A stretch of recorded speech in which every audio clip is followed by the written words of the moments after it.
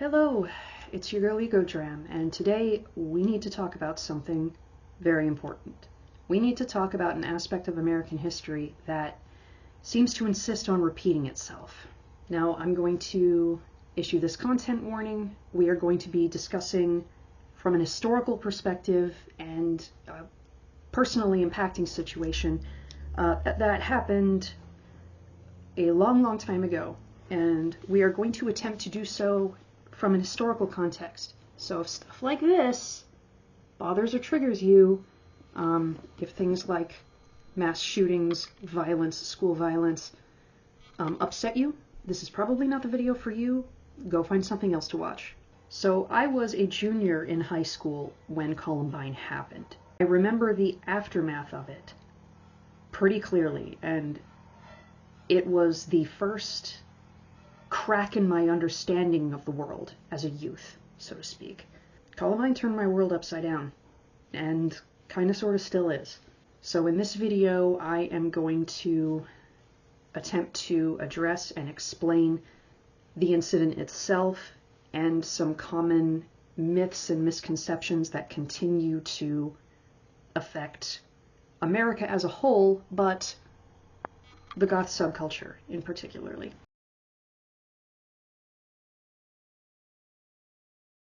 Late in the morning of April 20th, 1999, two male high school students walked into their school, Columbine High School in Littleton, Colorado. Just under the course of an hour, they unalived 13 people and then had their little hero moment sometime shortly after noon of that day. This was actually not the first incident of its kind to happen in United States history, but it did set a really fucked up precedent on which incidents that happen after it tend to use as a sort of template. I don't want to focus too much on that because there are people far more qualified than me to do it. But if you want a general idea, then I highly recommend reading Dave Cullen's book about Columbine. It is a history book. It goes into some very, very graphic and disturbing detail, not just about the incident itself, but the aftermath that hit the people of Littleton, Colorado. All the crap that they had to go through for months and years after it happened. Bear in mind, there are some people who allege discrepancies from this book, from the actual events themselves. If you want to read this book is not for the faint of heart nor for the faint of head. But if you want to understand it, the nitty-gritty details of it from an historical perspective, then at least give it a go. At least attempt to give it a go. I was 17 years old when Columbine happened. From what I recall of the ensuing hysteria and the public finger pointing and the misunderstandings and the paranoia of those days after Columbine happened, there was a lot of focus, just laser focus on goth, the goth subculture. But there was not a whole lot of understanding about goth itself, its origins, the actual music, some of the fashion typically associated with it, and the by proxy relationship between the goth subculture and a certain now disgraced shock rock. By the way, as of 2 years ago, I'm done. Not a fan anymore.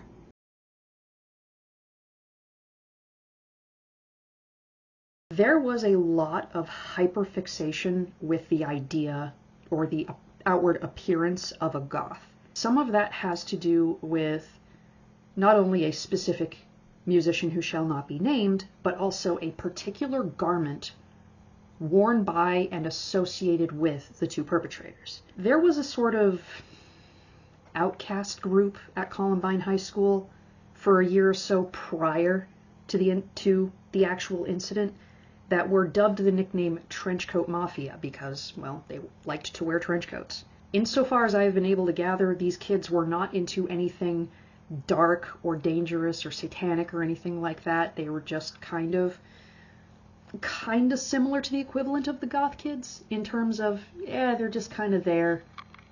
They're a little weird, but they're not really doing anything wrong. They just wore trench coats. They didn't call themselves the Trenchcoat Mafia, just liked wearing trench coats. And trench coats are great. They're damn practical, and in fact, I still have one. The thing is that what that has to do with the actual incident, in particular the perpetrators themselves, They wore garments called duster coats, which are not technically the same thing as a trench coat, but they are oddly similar. Duster coats are known for having large, almost exaggerated cap sleeves or cape sleeves. It looks like it has a mini cape coming off around the back of it.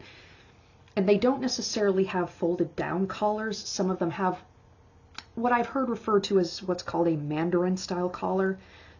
These coats, they snap down the front, and it's my understanding that the reason why they're called dusters is because most of them come down to almost floor length, to the point that it looks like they are gathering dust or dusting the floor. They wore dusters, not trench coats. However, they drew up these weird little plans as to how to hide specific items, particularly strapped to their wrists, under the big billowing sleeves of their duster coats. They started their attack wearing the duster coats. At some point, fairly early in their activities, they decided to just lose the coats. From that day forward, trench coats specifically, well, trench coats and duster coats especially, were banned in many schools across the United States and probably elsewhere in the world.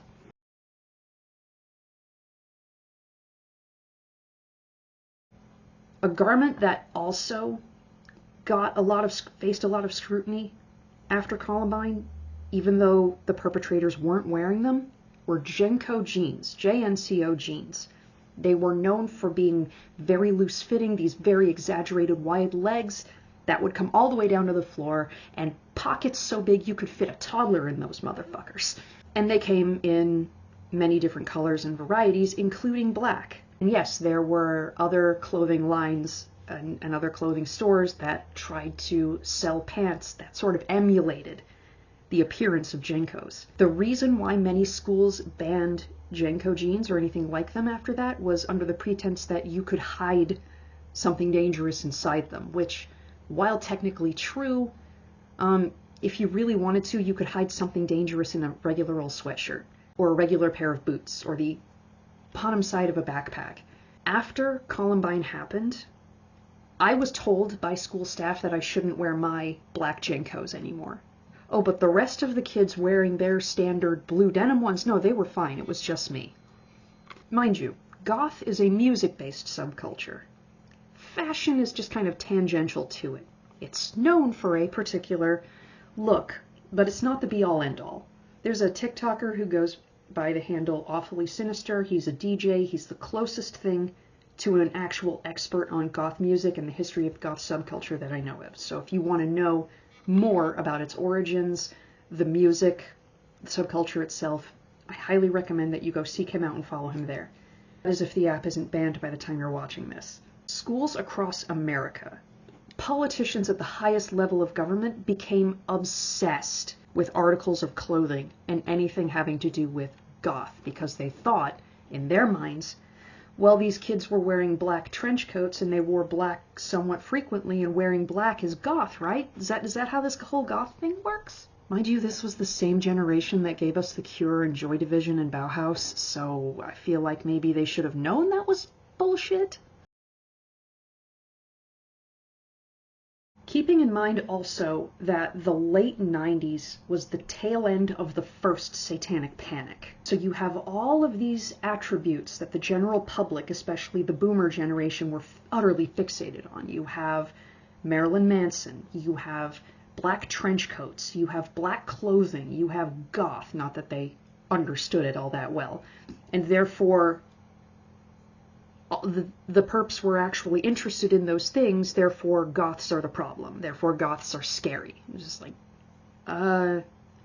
no. First of all, most credible accounts explain that neither perpetrator were really all that interested in Marilyn Manson's music at all. In fact, when I did a little bit more reading into what their tastes were, I was very disturbed to learn that one of them shared the exact same absolute favorite album as myself. My favorite band of all time, still is. And his favorite band was 9 Inch Nails, specifically the Downward Spiral album. That was the album that helped make me who and what I am today, so to speak. And as far as any other goth music or goth adjacent anything was concerned, there doesn't seem to be any evidence to this day that they were ever interested in The Cure or Depeche Mode or anything like that. Actually, when in reality, one in particular seemed to really like KMFDM, particularly the song Stray Bullet. I cannot bring myself to listen to that song to this day.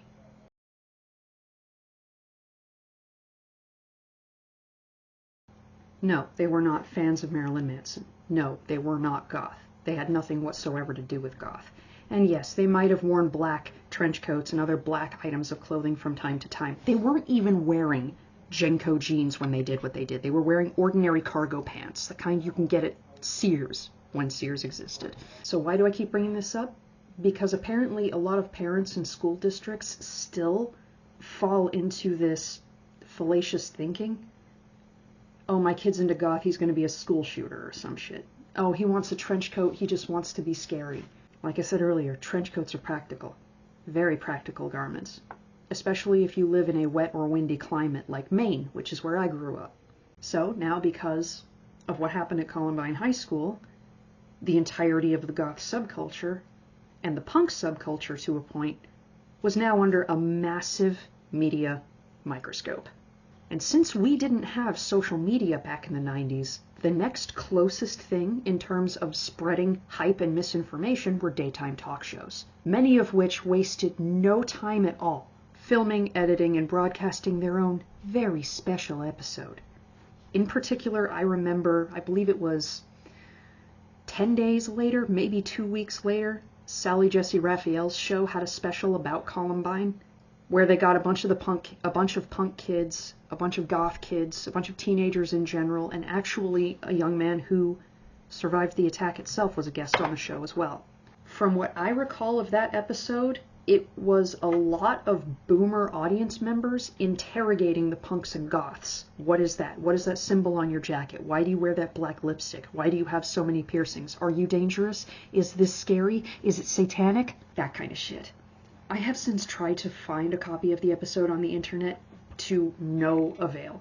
So you had panicked and opportunistic news media, you had opportunistic daytime talk shows, and you had paranoid boomer parents worried sick that their kid is going to go and do something like the two perpetrators in Colorado did because they might have a KMFDM CD. What?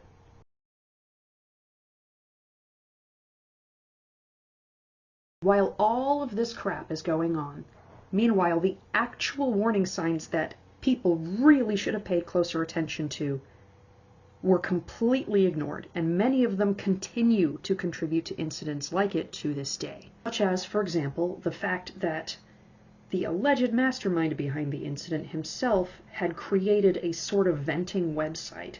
Nowadays you might call it a blog, where he very clearly and in horrific detail explained who he hated, how much, why, and what kind of terrible things he wanted to do to that person. And also supposedly making threats of terrorism. Now, within days after the attack happened, AOL took it down.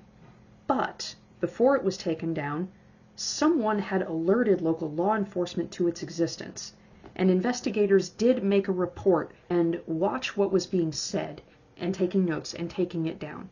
Because he also had this thing about stalking and harassing and making violent threats against a specific classmate in real life. And they had gone to local law enforcement repeatedly for what I understand for the better part of a year, and they did nothing. Someone at the local police precinct knew. They knew full well that something wasn't right and that something was about to happen. And when it did happen, this report mysteriously went missing. Along with the basement tapes made by the two perpetrators, which have supposedly been destroyed by the sheriff's department.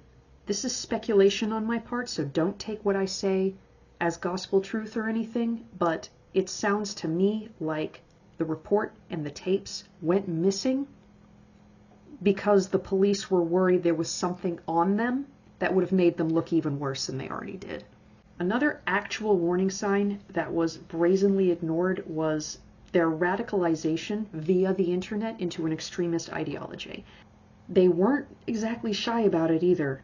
One of them wrote a school paper about Hitler in the affirmative. That alone should have been a massive red flag to someone working at that school. This same student was also said to have occasionally greeted friends of his in the hallway with a high five, shouting a particular phrase. According to his own writings, he literally believed himself to be superior not just to other races, but to human life in general, and apparently felt that the best way to assert his dominance over all life on Earth was to take out as much of it as he possibly could. Oh, but it's trench coats and Jenko jeans, right?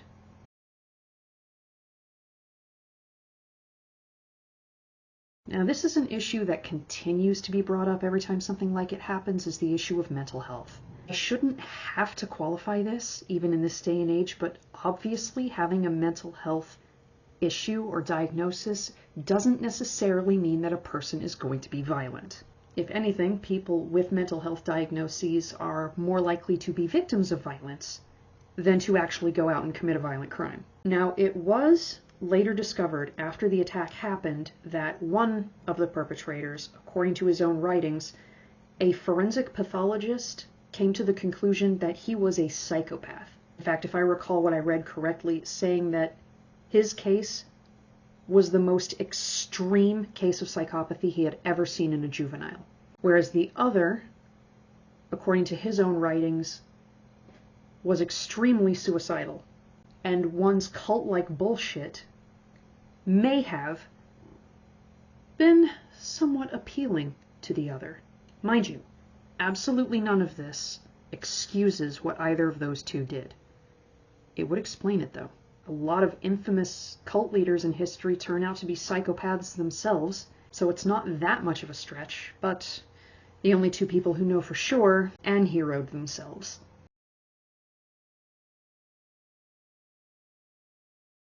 So when it comes to what has changed and what hasn't since Columbine happened, thankfully I am seeing less of the blame being put on alternative music, style, and subculture nowadays, thankfully.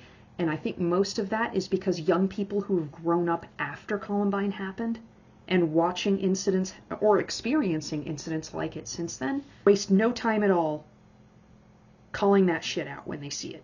It tends to be boomer age folks, parents, and to a point sometimes the media that will still, occasionally, still point the finger at video games, at music, at clothes, at movies. But thankfully, one thing that has changed is that younger generations aren't falling for that shit anymore.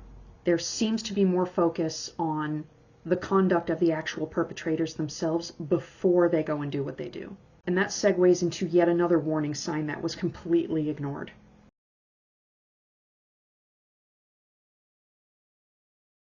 And that is that the two perpetrators themselves, according to many witness accounts, were themselves the bullies and not so much the bullied. A recurring and solid pattern of behavior of very concentrated animosity toward their classmates, school staff, and just not giving a fuck who they hurt. Like I said earlier, one of them made a regular habit, like a ritual almost, of doing terrible things to one specific classmate. And actually the day of the attack walked right past this classmate and told him to go home, apparently. Ominous. So if you are part of the goth subculture or are interested in it, and if you hear of a lot of these tropes and stereotypes about trench coats and school shootings, or creepy and violent shit, or doing weird shit in your basement and filming it, the odds are good that they are conjuring stereotypes and tropes because of Columbine and what happened after it.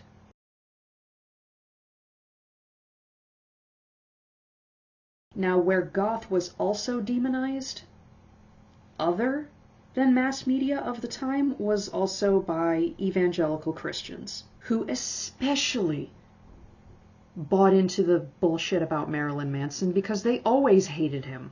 Antichrist Superstar, I believe, was released in 1996, and I managed to get my hands on a copy without my parents knowing about it. My parents were kind of controlling, whether they'll admit to it or not. So, of course, him playing on that imagery of devils and the Antichrist, giving off the appearance of satanic and brutal imagery, of course they hated that. They would show up to his shows, to the venues where his shows would be, and they would hold protests. Their preachers and their own controlled little media circles, publishers, would condemn him and say he was satanic and that he's corrupting your kids. So when Columbine happened and the media started blaming Manson for it, they jumped right on that shit like it was cake. Some of us are loosely familiar with the story of Cassie Bernal, She Said Yes. Here's the really messed up thing about that story. She never said that.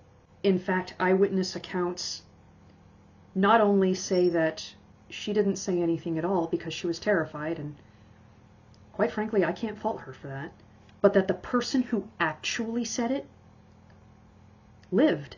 But Plough Publishing, a prominent Christian book publisher at the time, had heard that Cassie's mother, in her grief, needing to focus that terrible sadness and the tremendous amount of pressure that she was feeling and grief into creating something about her daughter, even if it was something that wasn't true, needed to focus all of that into something to commemorate the child that was horrifically taken from her.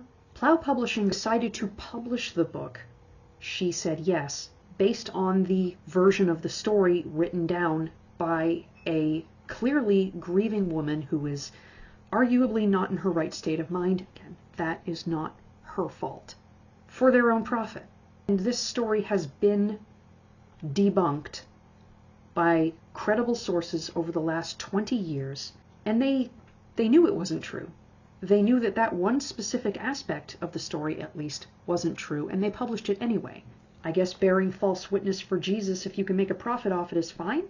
Christians have never really liked the whole goth thing very much to begin with. So when Columbine happened and there was a huge media uproar about goth, they just kind of jumped onto that and made it even worse for everybody.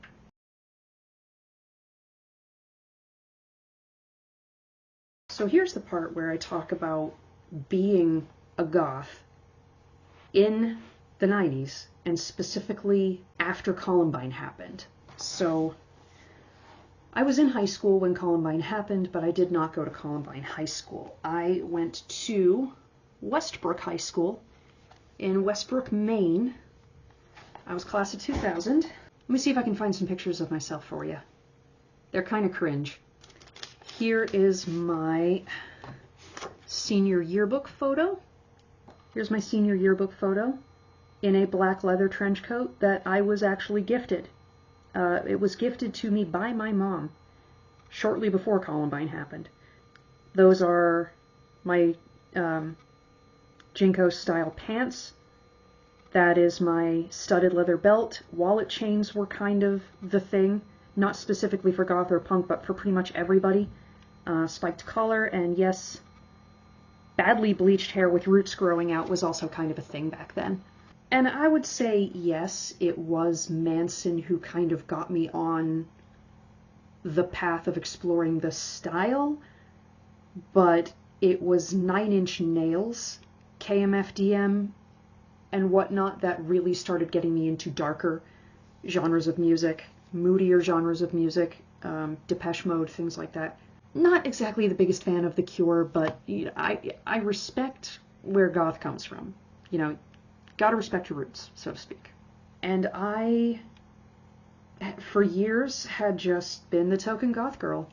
There was maybe a handful of other students, 2, maybe 3, that were all black, that were, like, tangentially, I guess, a part of the subculture. We had one male student who would come in wearing some of the makeup and the black hair, and he wore a dress to school one day, a black dress. which I thought was pretty bold. Back in the 90s, there wasn't really a big public conversation about clothing and gender, or presenting as a particular gender. So I kind of got weird looks and stupid little jokes before Columbine happened, but oh my god, did it get worse after that. So, the day of Columbine, I don't recall exactly what class I was in. I lived in a very rural part of Maine, where the high school that I went to was 2 towns away. I had to catch a local bus very early in the morning to have to meet in a public parking lot where another school bus would actually take me to my school. I want to say this took approximately an hour. So I would have to get up very early, really tired, not allowed to have coffee at that age, and then go to school. So here's me in kind of a daze, still tired from having to wake up so early in the morning. I want to say it was approximately 1 in the afternoon, maybe, where it was announced over the loudspeaker at my school that something had happened in Colorado and that a bunch of people had died. I don't remember if we were released early that day or not, but I remember not a whole lot of people really talking. I don't remember anyone breaking down and crying, but I remember that absolutely everyone, teachers, staff, students, absolutely goddamn everyone being just profoundly uncomfortable. When I did get home from school that day, I want to say it was 4 o'clock in the afternoon, because, long way there, long way back. And the electricity was on. Mind you, this is rural Maine. At that time, if it was just a little too windy, the power would go off, even in the summertime. Power was on, turned on the TV, looked at the news, and saw the chaos. Kids running out of the building, hugging each other in the parking lot, parents running up and hugging their kids. And it seemed to me like reporters were already going on about goth, about black trench coats. 2 students wearing black trench coats. And then I look at myself and I'm like, oh, fuck. Because my parents already hated that shit, and they hated the fact that I was into it. So I knew in that moment, oh god, I'm going to have to face a slew of dumbass questions, aren't I? And sure enough, I did. Because when my parents eventually came home from work, that's all they talked about. Is like they wanted to like inspect my entire CD collection to see if my music I was interested in was satanic. My mother wanted me to give the black trench coat back, and I said no, and there was a big argument about it, and it got nasty. I guess at the time, I kind of had this naive worldview that sure, there's always going to be people who don't like you, but if you're a good person, if you are not a violent piece of shit, if you're not an addict, if you're not certain things, you'll be okay. Oh boy, was that about to be proven wrong. So my parents overreacted. Hardcore. My mother started inspecting my backpack every single day of school after that, and to a point into senior year of high school, looking for things. One day I came home from school to find that my parents had completely ransacked my room. And I mean tore everything the fuck apart. Because apparently they were looking to see if I had been hiding guns in my room. Yeah. I remember that before senior year started, that traditionally in America, that back to school clothes shopping trip was at the main mall in South Portland. And, here I find, it's a nice shirt, and it comes in black. Oh, these pants fit me, and they come in black. And then she would come up to the cart with things like blue jeans, floral print shirts, normal looking clothes, and she's like, I really think that you should try these on. I really think that you would look great wearing these to school. And I'm just like, I know what this is really about. You're not fooling me. The only person you're fooling is yourself. Stop it. Because of what 2 fuckknuckles in Colorado did, I'm the one paying the price for it, and probably lots of other people out there like me, and a few who aren't.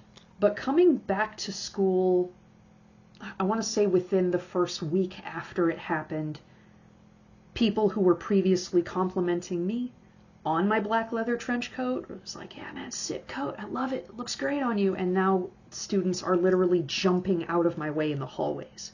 People I never threatened, never got into any fights with, had previously never borne any ill will toward these people at all, and suddenly they're afraid of me because of what two people did, what two people on the other side of the country did, and it's somehow my fucking problem.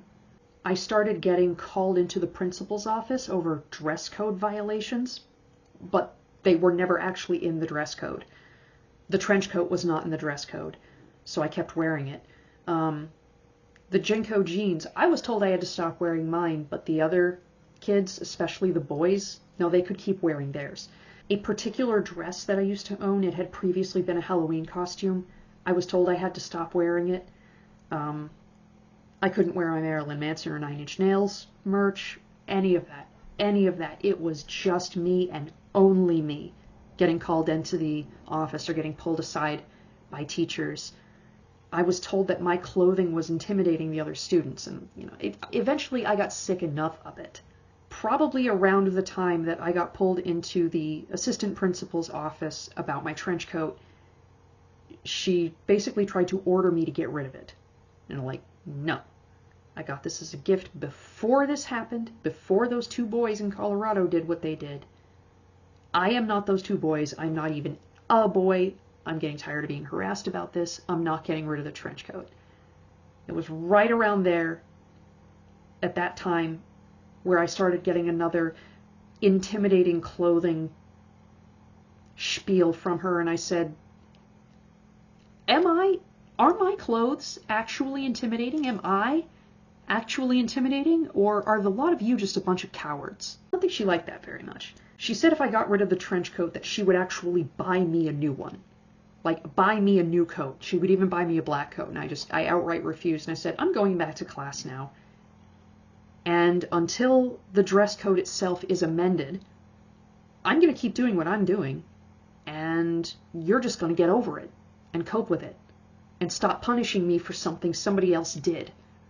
As if having to put up with paranoid bullshit at school and then coming home to a different kind of paranoid bullshit. It really began to wear me down. That whole understanding I thought I had of, if I'm a good person, I'm not the best student, but I'm not the worst, but I don't beat people up, I don't spit in their food, I don't call them names, I'm not a bad person, and if I'm not a bad person, then I will be okay in life, right? Because really, deep down, that's supposedly all that matters, right? But people are now leaping out of my way in school. If I wanted to reach into my back pocket to get my wallet out, people would back away from me. I'm like, I've never brought a weapon to school. I never threatened to bring a weapon to school. Although I'm pretty sure that's what a lot of them were saying, whispering at the lunch tables about. I think when I realized, the moment I realized just how fucked I was, the next English class I had, specifically my English class that year, was walking into the classroom, trench coat on, backpack on, makeup on, collar on, all that shit. And of course, my classmates, a row of them, who usually sat behind me, of course they're talking about it. Of course they're scared. Everybody was scared. Everybody was talking about it. And they're talking about it. And they're looking at me as soon as I come in. I'm like, guys, come on. I play those games. I like that music. You'll know I would never do anything like that to you, don't you? And the entire room fell completely silent, and they're just kind of sheepishly looking at each other. And I'm like, are you fucking kidding me? I've never done anything to you people. Ever. And I'm a criminal or something? Because of what two people did? Like, really? When have I posted anything on the internet threatening to hurt any of you? Never. When did I ever slam any of y'all's head into a locker and then run away? Never. But someone did that to me. When did I ever run up out of the corner of the hallway and punch you in the face? Never. But someone did that to me. That was the moment I knew. Seeing in their faces and watching them kind of shrink down and duck their heads like dogs that got caught sniffing around like rooting around in the trash can, right? That was the moment I knew that if something did happen at my school, these cowardly little fuckers would push me in front of them and then run the other way, or blame me for it somehow, regardless of whether or not I lived or died. That's when I knew that my life had no value. I had essentially become a scapegoat, an expendable scapegoat.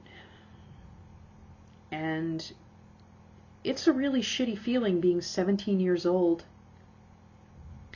and realizing that the people close to you, or the people who are supposed to be members of your community, are terrified of you for no reason. Are not because of it's a really messed up feeling being 17 years old and knowing your life doesn't matter, and over something you didn't even do. That even though you've never threatened or been mean to these people ever, that you're the asshole. Like, you're not even an asshole and you're still an asshole. And that was a very, very scary place for me to be, because it's like you realize, oh shit, these people are not only afraid of me, but if something does happen, it's gonna be my fucking fault. And it's gonna be me in a police station, or the back of an ambulance, or a morgue. Like, I had no safety at school, and I had no safety at home. I had no safety at school because everyone was afraid of me. I had no safety at home because my parents, who already were controlling and hardly ever there, shit, I should not have worn makeup. Over all of that, just, my life didn't matter to these people.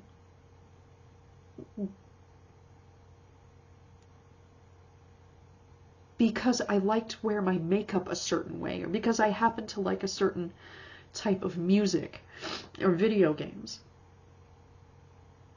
But, and I started finding myself having resentment toward every single one of them, but I never told any of them that, because I knew they would go to the school administrators and say that I had threatened them if I had told them to their faces to go fuck right off a cliff. But it hurt, man. I had a boyfriend at the time that my afternoon bus would usually go drop him off at his house, and so I started, after school would get out, I would go to his house, and it was nice to have at least another human being outside of my realm of shit who understood me and that knew I was not a crappy person, that I was not dangerous. It was nice to have somebody that, to hold on to and hold close, and somebody who knew me and comforted me, and that was great. At the time, I did belong to a church that later turned out to be run by really shitty people. And some of them bought into the paranoia.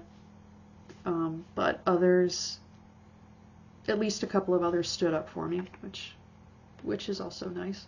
But even after that English class incident of basically being tried and judged for something I didn't even do, I kept wearing everything.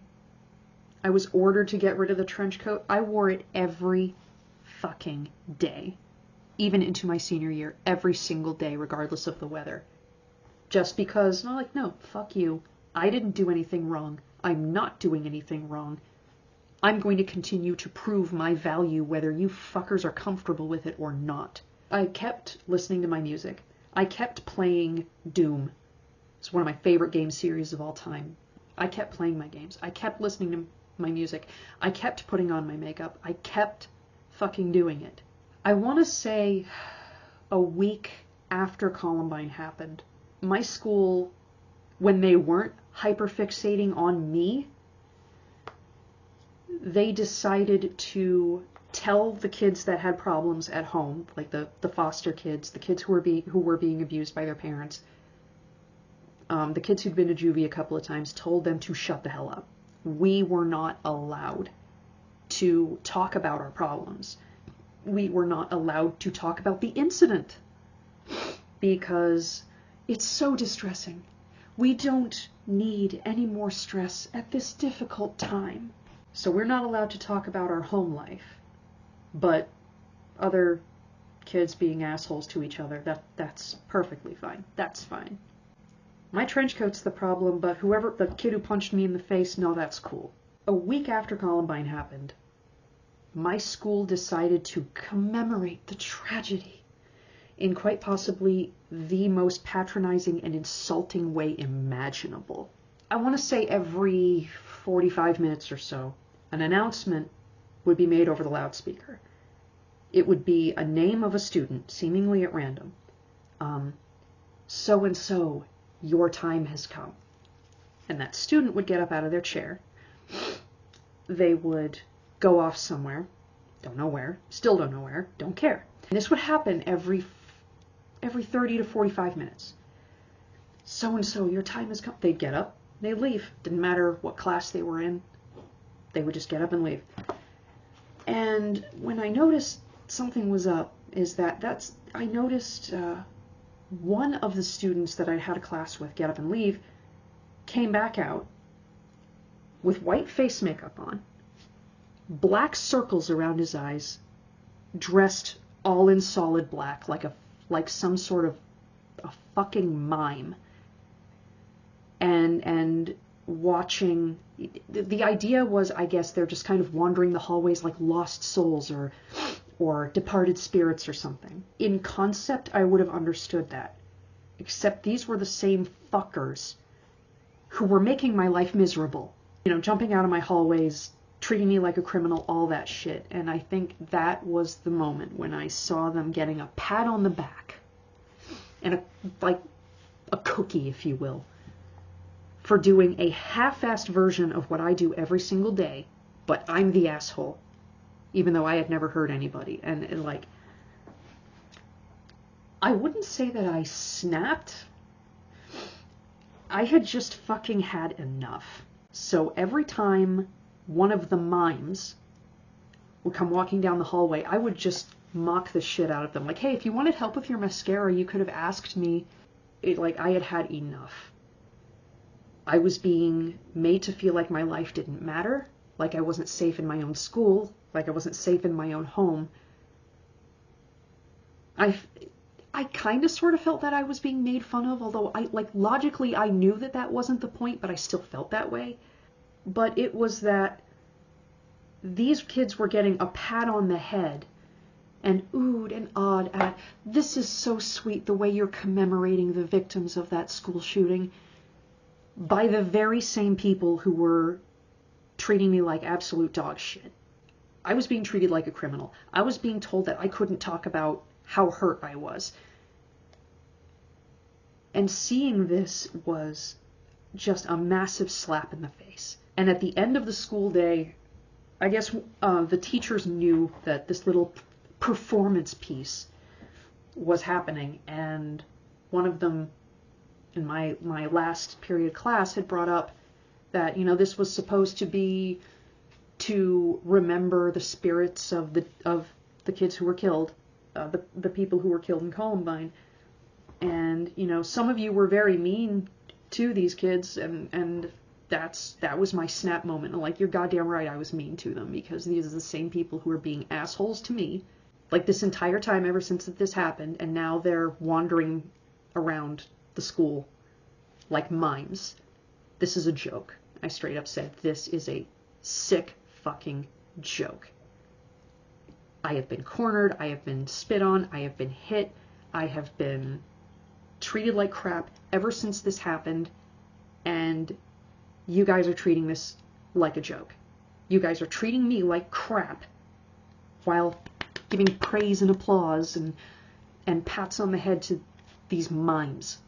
And I remember one of the mimes was actually sitting directly behind me, and I turned around and I fucking lit into her, like maybe about that far from her face. And I'm like, you really think what you're doing is remembering these people or is honoring these people? You're fucking kidding me, right? You guys are making my life hell. You are doing a half-assed version of what I do every single day. And you're getting praised for it, but I'm being treated like a goddamn criminal. And I was just like, just ripped into her, and I don't know who it was, but I could feel someone just kind of, I didn't hit her. I did not hit her, wasn't thinking of hitting her. But I let the whole fucking room know my discomfort, like, and I was angry. I had it. It was had at that point. Within the last couple of years, one of the mimes, the students who dressed up like a mime and wandered around, has since apologized to me. I guess they didn't realize that things were happening for me and to me behind the scenes, and never intended specifically to hurt me, and I know that, and I understand that. But now they know that it did hurt, and they did apologize to me, and I appreciate that. That whole post-Columbine experience was, my worldview had been completely shattered. That was when I really learned for the first time in my life that no matter how good of a person you are individually, there will always be people who fear and hate you. But it also instilled in me that stooping to a certain level after things like that happen, because people expect it of you, only makes things worse. And I guess that's where I really developed this instinct of, no, screw you, I'm gonna do me, and if you don't like it, you can walk on the opposite side of the hallway from me and keep walking. Because the way I see it is that if people are honestly going to be so worked up and so afraid over something so fucking stupid as my clothes or my makeup, my clothes intimidating, my ass, then that person's not worth talking to. Anyone who is that easily worked up or insecure over how I choose to non-violently decorate myself, so to speak, anyone that insecure about it is not worth talking to. And every time an incident like Columbine happens, and of course I remember everything that I went through, what the whole country was put through, essentially. I think back on it. I think back on not only what I personally experienced, but what school kids across America continue to experience because of that, because this history insists on repeating itself. It's been, as of today, 24 years now, and parents and school districts and politicians have had nothing but time to learn better, to learn what warning signs to actually watch out for, and what is a little weird but otherwise completely fine. They have had 24 years to learn better. They chose not to.